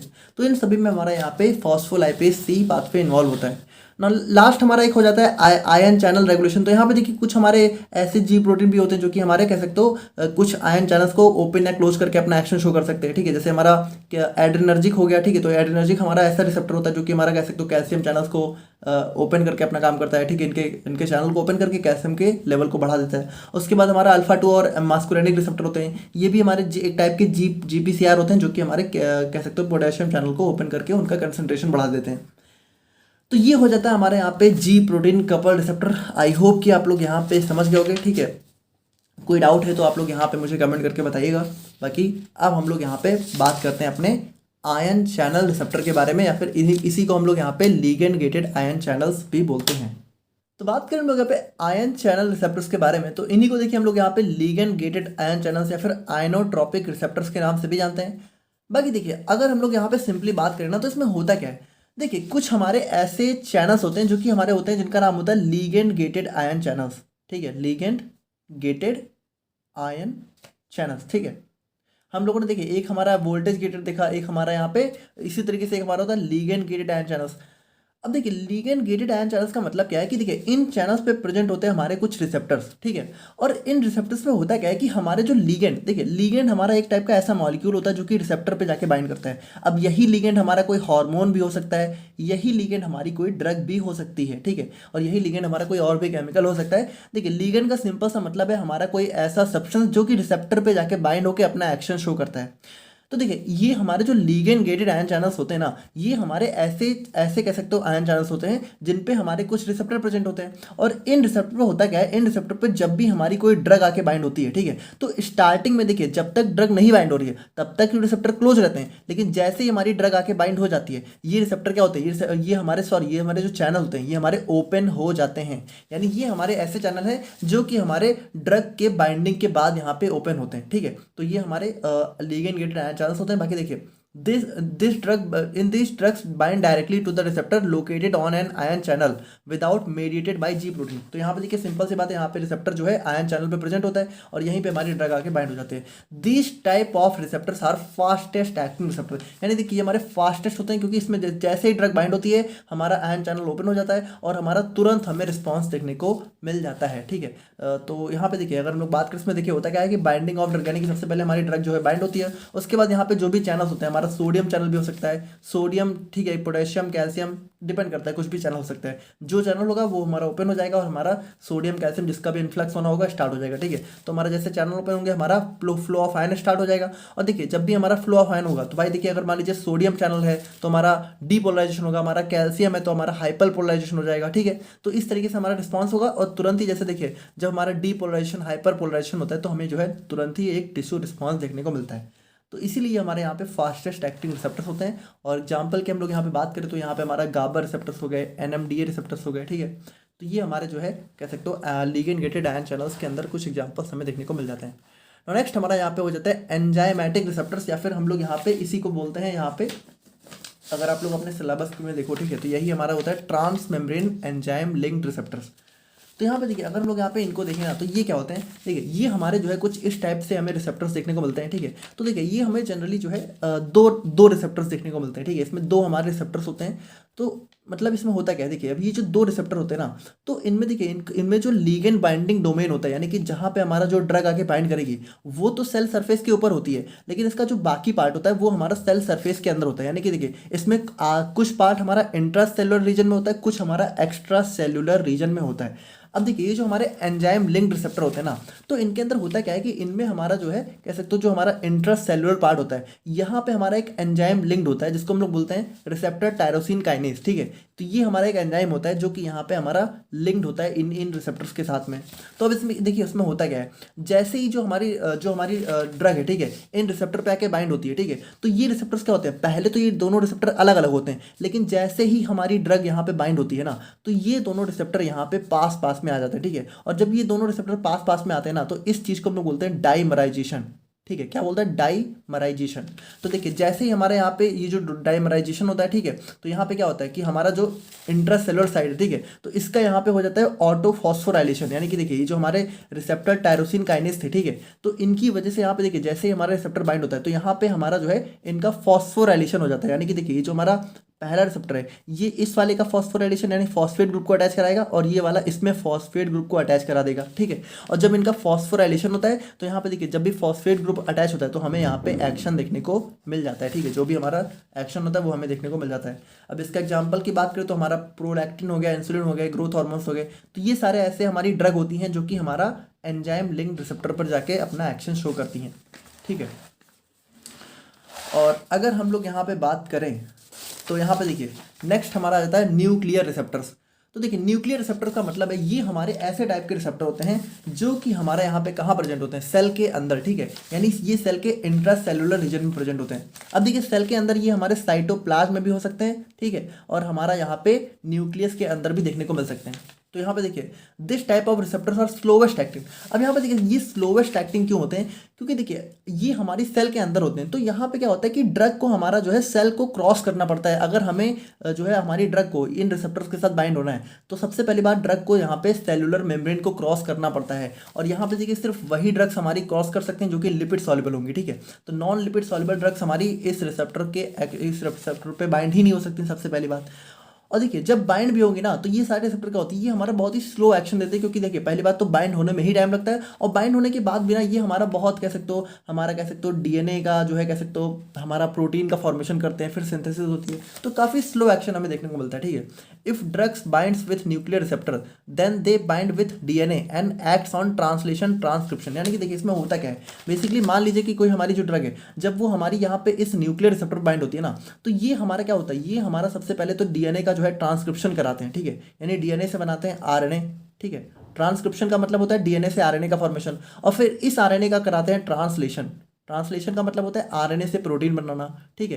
तो ये फाइनली हमारी ऐसी प्रोटीन का सिंथेसिस करते हैं जो कि हमारा जिस टाइप का एक्शन हमें चाहिए होता है वो एक्शन देती है, यानी कि हमारा यहाँ पे जो है कुछ ये प्रोटीन सिंथेसिस करके अपना एक्शन शो करते हैं, ठीक है। बाकी देखिए इसके भी हमारे दो मेजर टाइप होते हैं, हमारा साइटोप्लाज्मिक। साइटोप्लाज्मिक का मतलब जो हमारा साइटोप्लाज्म में होता है। तो देखिए साइटोप्लाज्मिक रिसेप्टर में भी होता क्या है कि अगर मान लीजिए कोई साइटोप्लाज्मिक रिसेप्टर है तो ड्रग पहले से बाइंड होती है और फिर ये उस बाइंड होने के बाद में न्यूक्लियस के अंदर जाता है, यानी देखिए काम न्यूक्लियस के अंदर ही होना है। अब हो सकता है कि हमारा साइटोप्लाज्म में बाइंड होकर फिर न्यूक्लियस में जाए, या तो हो सकता है कि रिसेप्टर हमारा डायरेक्टली भी न्यूक्लियस में प्रेजेंट हो सकता है, तो उसको हम बोलते हैं न्यूक्लियर, ठीक है।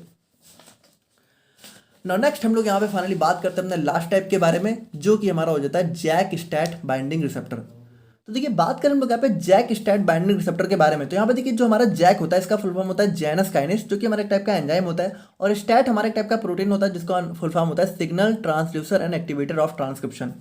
अब इसमें भी देखिए अगर हम लोग बात करें ना तो ये भी वैसे देखा जाए तो एक टाइप का हमारा एंजाइमेटिक रिसेप्टर का ही टाइप होता है, ठीक है। तो इसमें भी हमारा मतलब देखिए होता क्या है कि ये भी हमारा अभी हम लोगों ने देखा था ना हमारा एंजाइम लिंक्ड, ठीक है। तो जैसे इसमें हमारे दो रिसेप्टर होते हैं उसी तरीके से इसमें भी हमारे दो रिसेप्टर होते हैं।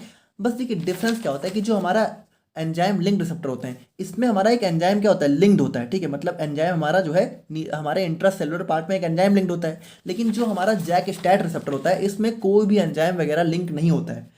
लेकिन देखिए इसमें होता क्या है, जैसे मान लीजिए इसमें होता क्या है कि सबसे पहले जो हमारी ड्रग है, ठीक है, तो वो ड्रग क्या होता है, वो ड्रग हमारी आके जो है इससे बाइंड होती है, ठीक है। तो जब ये ड्रग बाइंड होती है ना तो बाइंड होने के बाद देखिए क्या होता है कि पहले स्टार्टिंग में देखिए, अब उसके बाद थोड़ा थोड़ा सेम ही होगा कि बाइंड होने के बाद क्या होगा, ये दोनों पास पास आ जाएंगे, ठीक है।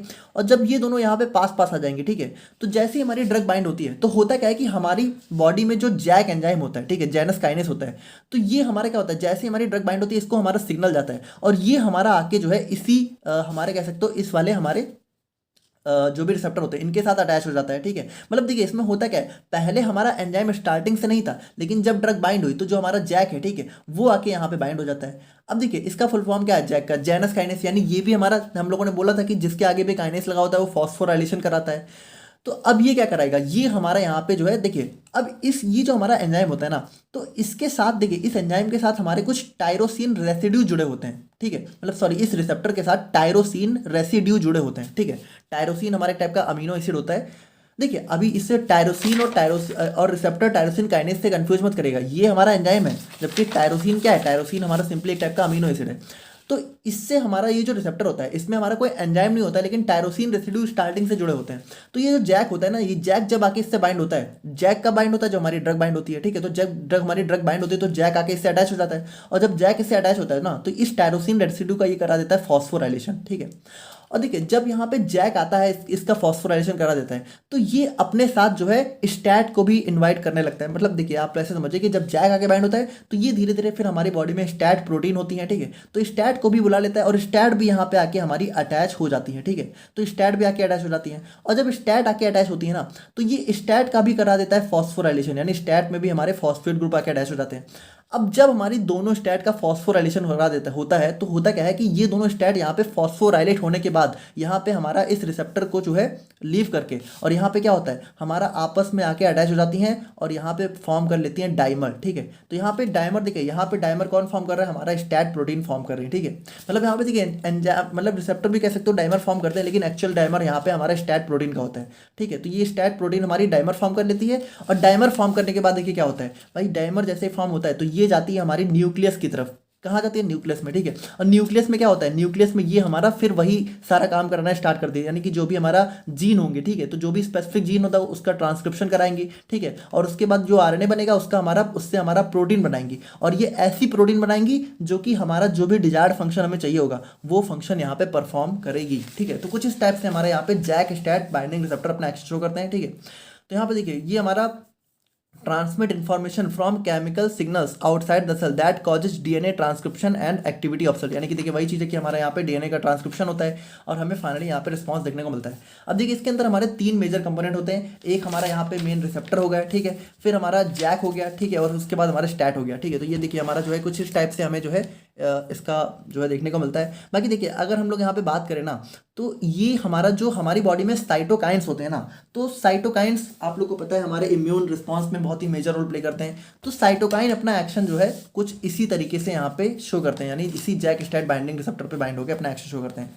अब यहाँ पे देखिए इन तीनों को भी अगर हम लोग यहाँ पे एक एक करके देखें तो यहाँ पे देखिए जो हमारा जैक होता है ना, तो जैक का मतलब होता है हमारे यहाँ पे जैनस काइनेस, ठीक है, JAK stand for Janus kinase. बाकी देखिए it is a type of enzyme that helps start a signal when a molecule like hormone और drug bind to the receptor. यहाँ पे देखिए हम लोगों ने देखा कि जब भी हमारा रिसेप्टर पे जो है हमारा मॉलिक्यूल जाके बाइंड होगा तो ये हमारा एक्टिवेट हो जाते हैं, ठीक है। और उसके बाद देखिए it is a type of enzyme that help start a signal when a molecule bind to the receptor, ठीक है। तो यहाँ पे वही चीज़ है कि हमारा मॉलिक्यूल बाइंड होता है तो हमारा एक्शन शो होता है ना। स्टैट की अगर हम लोग यहाँ पे बात करते तो स्टैट हमारा क्या होता है, STAT stand for signal transducer and activator of transcription.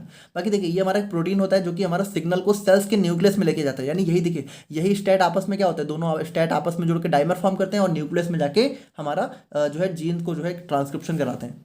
उसके बाद देखिए रिसेप्टर्स की बात करें तो रिसेप्टर्स क्या होते हैं भाई, रिसेप्टर्स हमारे वही ये जो दो रिसेप्टर देखने को मिलते हैं जो कि हमारे कह सकते हो सिग्नलिंग यानी कि ड्रग को रिकॉग्नाइज करते हैं और यहाँ पे बाइंड होके जैक और स्टैट को एक्टिवेट करते हैं। अब देखिए अगर हम लोग यहाँ पे जैक स्टैट पाथवे को थोड़ा सा समझना चाहें अपने फ्लो चार्ट के हेल्प से, ठीक है, तो यहाँ पे देखिए इसमें सबसे पहले क्या होता है, जो भी हमारा सिग्नलिंग मॉलिक्यूल यानी कि जो भी हमारा ड्रग होता है, ठीक है, वो हमारा जैक स्टैट रिसेप्टर पे आके बाइंड होता है। अब जब रिसेप्टर पे बाइंड होता है तो ये हमारा क्या होता है, जैक को एक्टिवेट कर देता है, ठीक है। तो जब हमारा जैनस काइनेस एंजाइम एक्टिवेट होता है, ठीक है, तो ये हमारा टायरोसिन रेसिड्यूज का फॉस्फोराइलेशन करा देता है। यानी कि देखिए जो भी हम लोगों ने देखा था कि जो हमारा रिसेप्टर होता है उसमें जो भी हमारे टायरोसिन रेसिड्यू प्रेजेंट होते हैं उनका फॉस्फोराइलेशन करा देता है। अब जब उनका फॉस्फोराइलेशन करा देता है तो यहाँ पे फिर क्या होता है, फर्दर हमारा जो भी हमारे यहाँ पे देखिए जो भी हमारा फर्दर जो है स्टैट होता है, ठीक है, तो स्टैट यहाँ पे आके अटैच हो जाता है। तो यहाँ पे देखिए अगर हम लोग देखें तो सबसे पहले इसने टायरोसिन रेसिड्यू का फॉस्फोराइलेशन कराया और उसके बाद स्टैट को आके अटैच किया और देखिए उसके बाद स्टैट जब एडिशन होता है स्टैट का, ठीक है, तो स्टैट का भी फॉस्फोराइलेशन हो जाता है और जब स्टैट का फॉस्फोराइलेशन हो जाता है, ठीक है, तो हमारा क्या होता है, फाइनली हमारा स्टैट का हो जाता है डाइमराइजेशन, यानी कि ये दोनों अलग होकर डाइमर फॉर्म कर लेते हैं और ये डाइमर हमारा फाइनल जो है सेलुलर रिस्पॉन्स देखने को मिलता है, ठीक है। तो कुछ इस टाइप से हमें यहाँ पे हमारा जो है जैक स्टैट रिसेप्टर देखने को मिलता है। आई होप कि आप लोग समझ रहे होगे। तो यहाँ पे देखिए अगर अब हम लोग यहाँ पे फाइनली देखें तो यहाँ पे देखिए अपने सिलेबस को अगर हम लोग थोड़ा सा यहाँ पे देखना चाहें तो यहाँ पे देखिए हम लोगों ने अपने सिलेबस के हिसाब से यहाँ पे लगभग जो है फार्माकोडायनेमिक्स को कवर कर ही लिया, ठीक है। हम लोग फार्माकोडायनेमिक्स ही डिस्कस कर रही हैं, जितना कुछ है फार्माकोडायनेमिक्स ही है। और उसके बाद देखिए principle and mechanism of drug action, तो यही हम लोग देख ही रहे हैं, हमारा mechanism of drug action receptor non receptor होता है, ठीक है। उसके बाद देखिए क्लासिफिकेशन ऑफ रिसेप्टर में हम लोगों ने देख ही लिया सारे रिसेप्टर्स को। अब देखिए रेगुलेशन ऑफ रिसेप्टर हमारा एक छोटा सा टॉपिक है। देखिए इसमें होता क्या है, कुछ खास नहीं, कभी एग्जाम वगैरह में आता नहीं है। इसमें देखिए रेगुलेशन का मतलब है कि देखिए कभी कभी जब रिसेप्टर क्या होते हैं, कभी कभी जब रिसेप्टर यहाँ पे जो है कुछ ज़्यादा ही हमारा कह सकते हो रिस्पॉन्स देने लग जाते हैं या फिर कभी कभी रिसेप्टर्स यहाँ पे बहुत ही कम रिस्पॉन्स देते हैं, यानी कि हमारा जब बिल्कुल भी रिस्पॉन्स नहीं, तो हम लोग यहाँ पे क्या करते हैं कि हमारी बॉडी जो है रिसेप्टर्स को एडजस्ट करती है, ठीक है। अगर बहुत ज़्यादा रिस्पॉन्स आने लगा, ठीक है, तो वो रिसेप्टर की सेंसिटिविटी को थोड़ा सा कम कर देती है, ठीक है। और अगर हमारे रिसेप्टर का रिस्पॉन्स थोड़ा सा बहुत कम हो गया है, ठीक है, तो वो हमारे रिसेप्टर की सेंसिटिविटी को थोड़ा सा बढ़ा देती है, बाकी कुछ खास नहीं है। और उसके बाद देखिए ड्रग रिसेप्टर इंटरेक्शन, तो वो हम लोग देख ही रहे हैं, इसमें क्या होता है, हमारी ड्रग रिसेप्टर से बाइंड होती है तो हमारा एक्शन होता है। उसके बाद देखिए सिग्नल ट्रांसड्यूसर मैकेनिज्म, तो ये हमारा हम लोगों ने देखा जीपीसीआर में, और जी प्रोटीन तो ये हमारा ये दोनों सेम ही हो गए। उसके बाद आयन चैनल में हमारा मतलब है एंजाइम, मतलब कि जो हमारा लिगेंड गेटेड आयन चैनल हो गया, ठीक है। और ट्रांसमेम्ब्रेन एंजाइम लिंक हम लोगों ने देखा ही। उसके बाद देखिए जैक स्टैट बाइंडिंग रिसेप्टर हम लोगों ने देख लिया, और receptor that regulate transcription factor, तो ये देखिए ये जो हमारा जैक स्टैट है, ठीक है, यही तो हमारा ट्रांसक्रिप्शन फैक्टर्स को रेगुलेट करता है। उसके अलावा देखिए जो हमारा न्यूक्लियर रिसेप्टर होते हैं वो भी हमारा इसको रेगुलेट करते हैं। तो ये बस ये सारे टॉपिक्स सेम ही है, ठीक है। आई होप कि आप लोग समझ रहे होगे। और अब हम लोग यहाँ पे देखिए एक लास्ट टॉपिक को डिस्कस कर लेते हैं, जो कि है हमारे यहाँ पे फैक्टर्स अफेक्टिंग ड्रग एक्शन, यानी कि देखिए जो हमारी बॉडी में ड्रग का एक्शन है तो उसको कौन कौन से फैक्टर्स यहाँ पे अफेक्ट करते हैं। तो यहाँ पे देखिए इन फैक्टर्स को हम लोग यहाँ पे 4 कैटेगरीज में क्लासीफाई कर सकते हैं। पहला हो जाता है फिजियोलॉजिकल, दूसरा हो जाता है फार्माकोकाइनेटिक, थर्ड हो जाता है ड्रग रिलेटेड, और फोर्थ हो जाता है एनवायरमेंटल फैक्टर्स। तो सबसे पहले हम लोग बात करते हैं अपने फिजियोलॉजिकल फैक्टर्स के बारे में। तो देखिए फिजियोलॉजिकल फैक्टर्स यानी कि हमारे बॉडी से रिलेटेड जो भी फैक्टर्स होते हैं, तो यहाँ पे देखिए सबसे पहला हमारा जाता है एज। तो आप लोग को पता है भाई जो भी बेबीज और यंग चिल्ड्रंस होते हैं, ठीक है, तो उनका जो लिवर होता है ना वो इमेच्योर होता है। अच्छा मुझे लास्ट वीडियो में एक कमेंट आई थी, ठीक है, तो यहाँ पे मतलब जो भी हमारी कमेंट थी, ठीक है, तो उन्होंने बोला था कि यहाँ पे जो हमारे बेबीज होते हैं, ठीक है, तो उनमें हमारा मेटाबॉलिज्म जो है फास्ट होता है, ठीक है। तो देखिए उनका उनका जो कमेंट था, ठीक है, वो सही था, लेकिन यहाँ पे देखिए जो बेबीज होते हैं ना उनका ओवरऑल मेटाबॉलिज्म तो फास्ट होता है, ओवरऑल जो मेटाबॉलिज्म वो बहुत फास्ट होता है, क्योंकि देखिए उनको यहाँ पे ग्रोथ होनी है, ठीक है, उनकी बॉडी ग्रोथ होती है, तो यहाँ पे एनर्जी का यूटिलाइजेशन बहुत ज़्यादा होता है। ठीक है। और एनर्जी भाई हमारे मेटाबॉलिज्म से ही तो बनती है। तो ओवरऑल मेटाबॉलिज्म तो हमारा बीबीज का फास्ट होता है, लेकिन अगर हम लोग यहाँ पे मेटाबॉलिज्म की बात करेंगे ड्रग के केस में, ठीक है, तो जो ड्रग मेटाबॉलिज्म है ना वो यहाँ पे लो स्लो होगा भाई। क्यों? क्योंकि देखिए ड्रग मेटाबॉलिज्म हमारा लिवर के थ्रू ही होता है, लेकिन ओवरऑल मेटाबॉलिज्म में हमारा लिवर के अलावा भी हमारी बॉडी के बहुत सारे ऑर्गन्स इन्वॉल्व होते हैं, ठीक है। तो यहाँ पे देखिए और भी बहुत सारी चीज़ें बॉडी की इन्वॉल्व होती हैं। तो अगर हम लोग ड्रग मेटाबॉलिज्म की बात करें तो वो स्लो ही होगा, लेकिन ओवरऑल मेटाबॉलिज्म की बात करें तो वो हमारा बेबीज में बहुत ही फास्ट देखने को मिलता है, ठीक है। तो babies and young children have immature organs, यानी कि देखिए उनका जो लिवर होता है वो फुली डेवलप नहीं होता है, so they process drug slowly. तो यहाँ पे देखिए जब लिवर फुली ड्रग नहीं डेवलप नहीं होगा तो ड्रग स्लोली प्रोसेस करेंगे, which can lead to stronger effect और साइड इफेक्ट। अब भाई देखिए ड्रग जब यहाँ पे हमारा मेटाबॉलिज्म जब ड्रग का स्लो होगा तो इसका मतलब क्या है, ड्रग हमारी बॉडी में ज़्यादा टाइम तक रहेगी, और ड्रग जितनी ज़्यादा टाइम तक हमारी बॉडी में रहेगी उतना ज़्यादा स्ट्रॉन्ग इफेक्ट या फिर कह सकते हो उसके साइड इफेक्ट भी देखने के चांसेस यहाँ पे उतना ज़्यादा बढ़ जाएंगे।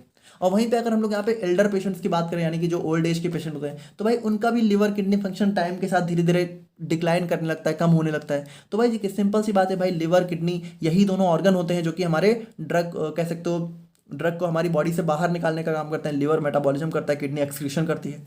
तो अगर यही दोनों हमारे वीक हो जाएंगे तो हमारी बॉडी में ड्रग ज़्यादा देर तक रुकेगी, जिसकी वजह से हमारा साइड इफेक्ट के चांसेस भी बढ़ सकते हैं ना। जेंडर की अगर हम लोग यहाँ पे बात करें तो यहाँ पे देखिए भाई मैन और वुमेन के अंदर भी हमारी जो ड्रग को प्रोसेस करने की कैपेबिलिटी है वो डिफरेंट होती है, क्योंकि भाई देखिए उनके हार्मोन्स डिफरेंट होते हैं, बॉडी फैट डिफरेंस होता है, ठीक है, मसल कंपोजिशन भी डिफरेंट होता है। तो इसकी वजह से मैन और वुमेन में भी हमारा ड्रग का जो भी एक्शन है वो हमारा थोड़ा सा डिफरेंट देखने को मिल सकता है ना। बॉडी वेट की बात करें तो यहाँ पे देखिए भाई जो जिनका बॉडी वेट बहुत ज़्यादा होता है तो उनको कुछ ड्रग्स की हमें ज़्यादा डोज देने की ज़रूरत पड़ सकती है अगर हमें सेम एक्शन चाहिए होता है।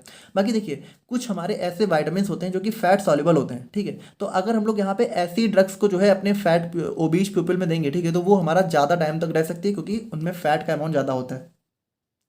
जेनेटिक्स की अगर हम लोग यहाँ पे बात करें तो यहाँ पे देखिए कुछ ऐसे लोग होते हैं जिनके जो नेचुरली ही ड्रग को या तो बहुत ही फास्ट या तो बहुत ही स्लो ब्रेक डाउन करते हैं। भाई आप लोगों ने सुना होगा कि किसी का मेटाबॉलिज्म बहुत फास्ट होता है, ठीक है, तो वो बहुत ज़्यादा खाना भी खाते हैं तो उनको नहीं लगता है। और कुछ लोग होते हैं जिनका मेटाबॉलिज्म बहुत ही स्लो होता है तो वो बहुत कम खाते हैं फिर भी उनको बहुत ज़्यादा मतलब लग जाता है, ठीक है। तो ये हमारा जेनेटिक्स पे भी डिपेंड करता है। और उसके बाद देखिए हेल्थ प्रॉब्लम्स की बात करें तो सिंपल सी बात है भाई, लिवर और किडनी हमारे ऑर्गन्स होते हैं जो कि हमारा ड्रग को रिमूव करने में हेल्प करते हैं। अगर यही हमारे अच्छे से काम नहीं करेंगे तो हमारी बॉडी में ड्रग जो है ज़्यादा टाइम तक रहेगी, जिसकी वजह से साइड इफेक्ट के चांसेस भी बढ़ सकते हैं।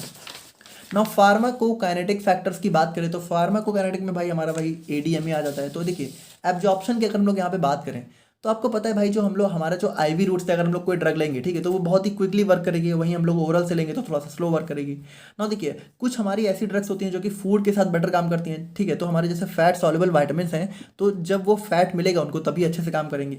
उसके बाद देखिए कुछ हमारी ऐसी ड्रग्स हैं जो कि एम्प्टी स्टमक अच्छे से काम करती हैं। डिस्ट्रीब्यूशन की बात करें तो यहाँ पे देखिए भाई जो हमारा कुछ हमारी ऐसी ड्रग्स होती हैं जो कि हमारा प्लाज्मा प्रोटीन से ज़्यादा बाइंड हो जाती हैं। और देखिए जब हमारी कोई ड्रग यहाँ पे प्लाज्मा प्रोटीन से ज़्यादा बाइंड होती है, जैसे हमारा वारफरिन वगैरह हो गई, तो वो क्या करेंगे भाई, देखिए प्लाज्मा प्रोटीन से जो ड्रग बाइंड हो गई उसका ड्यूरेशन ऑफ एक्शन बहुत ज़्यादा बढ़ जाता है, ठीक है, जिसकी वजह से हमारा टॉक्सिसिटी भी हो सकती है। भाई देखिए हमें जितना ड्यूरेशन ऑफ एक्शन रिक्वायर्ड है उतना ही चाहिए, अगर उससे ज़्यादा भी होगा तो हमारे लिए वो बहुत अच्छी बात नहीं है। और उसके बाद देखिए कुछ हमारे बैरियर्स होते हैं जो कि हमारे ड्रग को स्पेसिफिक जगह पर पहुंचने से रोकते हैं। जैसे हमारा एक बैरियर होता है ब्लड ब्रेन बैरियर, जो कि हमारे ड्रग को जो है कह सकते हो हमारे ब्रेन तक पहुंचने से रोकता है। तो मान लीजिए हमें कोई ऐसी ड्रग देनी है जो कि न्यूरोलॉजिकल डिसऑर्डर्स में हमें यूज करनी है, ठीक है, तो अब वहाँ पर तो हमारी ड्रग का ब्रेन में पहुँचना बहुत ज़रूरी है। लेकिन अगर मान लीजिए वो ड्रग हमारे BBB से नहीं क्रॉस कर पा रही है तो हमारा इफेक्ट ही नहीं शो होगा। तो इसीलिए देखिए न्यूरोलॉजिकल डिसऑर्डर्स में जो भी दवाएं हम लोग देते हैं उनको हम लोग ऐसा बनाते हैं कि वो BBB को क्रॉस कर पाएँ। उसके बाद देखिए मेटाबॉलिज्म की हम लोग बात करें तो यहाँ पे देखिए भाई लिवर में हमारा मेटाबॉलिज्म होता है तो कुछ ड्रग्स हमारी बहुत ही तेज मेटाबॉलाइज हो जाती हैं। तो अगर जो भी हमारी ड्रग्स हैं उनका मेटाबॉलिज्म बहुत ही फास्ट है तो हमें उनकी ज़्यादा डोज देनी पड़ सकती है, क्योंकि भाई देखिए मेटाबॉलिज्म होगा तो हमारी ड्रग यहाँ पे जल्दी से बाहर निकल जाएगी बॉडी से।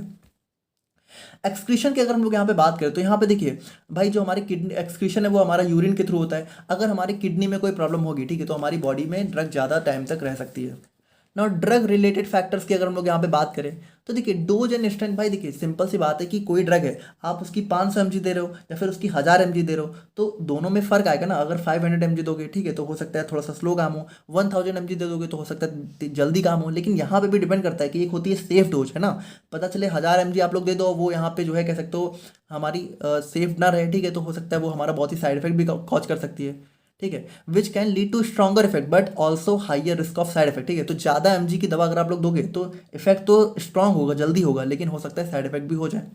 ना रूट ऑफ एडमिनिस्ट्रेशन की बात करें तो सिंपल सी बात है भाई, आईवी में हमारा बहुत ही तेज काम होगा, ओरल में हमारा बहुत ही स्लो होगा क्योंकि डाइजेशन के थ्रू ड्रग को जाना पड़ता है। इनहेलर्स की बात करें तो ये हमारा जैसे लंग्स में कोई प्रॉब्लम है तो वहाँ पे बहुत तेजी से काम करती हैं। टॉपिकल की बात करें तो हमारा मान लीजिए किसी स्पेसिफिक एरिया में हमें एक्शन चाहिए तो वहाँ पे हमारा टॉपिकल रूट बेस्ट होता है। ठीक है, ना ड्रग इंटरेक्शंस की बात करें तो देखिए कुछ ड्रग्स हमारी ऐसी होती हैं जो कि आपस में मिलके जो है क्या होता है, अगर हम लोग दो ड्रग को आपस में दें तो हो सकता है वो एक दूसरे के एक्शन को बढ़ा दें या तो कम कर दें।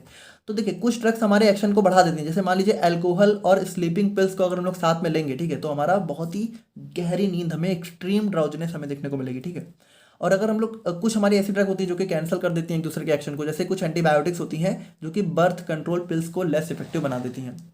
ना इन्वायरमेंटल फैक्टर्स की बात करें तो यहाँ पे देखिए डाइट एंड न्यूट्रिशन की बात करें तो देखिए जैसे हमारा एक हेल्दी डाइट है, ठीक है, तो वो हमारा जो है सपोर्ट करती है गुड ड्रग मेटाबॉलिज्म को। और वहीं पे मान लीजिए कोई स्मोकर है, ठीक है, तो स्मोकिंग क्या होता है भाई, स्मोकिंग हमारा ड्रग मेटाबॉलिज्म को थोड़ा सा स्पीड अप कर देता है। और अगर मान लीजिए कोई डेफिशिएंसी है जैसे कि लो प्रोटीन या फिर लो विटामिन है, ठीक है, तो वो भी हमारे ड्रग के एक्शन को यहाँ पे जो है अफेक्ट कर सकते हैं। तो ये सारे हमारे यहाँ पे थे factors affecting drug action. Now अब हम लोग यहाँ पे फाइनली बात करते हैं आज की वीडियोज़ के एमसीक्यूज के बारे में, जो कि आप लोगों को ज़रूर कमेंट करने हैं। देखिए मेरी आप लोगों से रिक्वेस्ट है, वैसे तो ये आपके भले के लिए ही है, लेकिन फिर भी चलिए मेरी आप लोगों से रिक्वेस्ट है, आप कमेंट किया करिए। देखिए आप कमेंट, देखिए मुझे पता है आप लोग को आता है, ठीक है, बट कमेंट कर दिया करिए। आप लोग को एक कमेंट करने में ही पता नहीं क्या मतलब, आप लोग एमसीक्यू तो आंसर तो कमेंट करो, मुझे एटलीस्ट मुझे तो लगे तो कि आप लोग एक रिस्पॉन्सिव स्टूडेंट हो, वरना तो मुझे लगता है बस आप लोग एक फॉर्मेलिटी करके चले जाते हो, कोई मतलब ही नहीं है बस। ठीक है कोई बात नहीं, आपको जैसा सही लगे, बट हाँ यहाँ पे देखिए पहला क्वेश्चन हमारा रहता है which of the following is not a property of receptor. तो यहाँ पे देखिए जो हमारे रिसेप्टर होते हैं तो इसमें से कौन सी वो एक चीज़ है जो कि रिसेप्टर की प्रॉपर्टी नहीं होती है, यानी कि देखिए इन चारों में से कोई तीन चीज़ें जो कि रिसेप्टर की प्रॉपर्टी होती है लेकिन कोई एक है जो नहीं है, तो कौन सी नहीं है वो आप लोग को कमेंट करना है। सेकंड की हम लोग बात करें तो यहाँ पे देखिए a drug that binds to a receptor and produces a maximum biological response, यानी कि देखिए अगर कोई ड्रग है वो हमारी रिसेप्टर से बाइंड होकर मैक्सिमम रिस्पांस तो करे तो उसको हम लोग क्या बोलते हैं वो आप लोग को कमेंट करना है। ठीक है, उसके बाद देखिए जीपीसीआर जो हमारा जी प्रोटीन कवर रिसेप्टर होते हैं वो हमारा किस तरीके से हमारा कह सकते हो किस इंट्रासेलुलर सिग्नलिंग मॉलिक्यूल्स को जो है कह सकते हो एक्टिवेट करके अपना एक्शन शो करते हैं, वो आप लोग कमेंट करना है। उसके बाद देखिए कौन सा रिसेप्टर हमारा स्लोवेस्ट रिस्पॉन्स देता है और कौन सा रिसेप्टर हमारा फास्टेस्ट रिस्पॉन्स देता है, ये सभी चीज़ें आप लोग को यहाँ पे कमेंट करके बतानी है। तो बाकी अगर आप लोग को कोई डाउट है तो आप लोग वो भी कमेंट करके बताइएगा। आप लोग को वीडियो कैसा लगा आप लोग वो भी कमेंट करके बता सकते हो। और मिलते हैं नेक्स्ट वीडियो में। Thank you so much.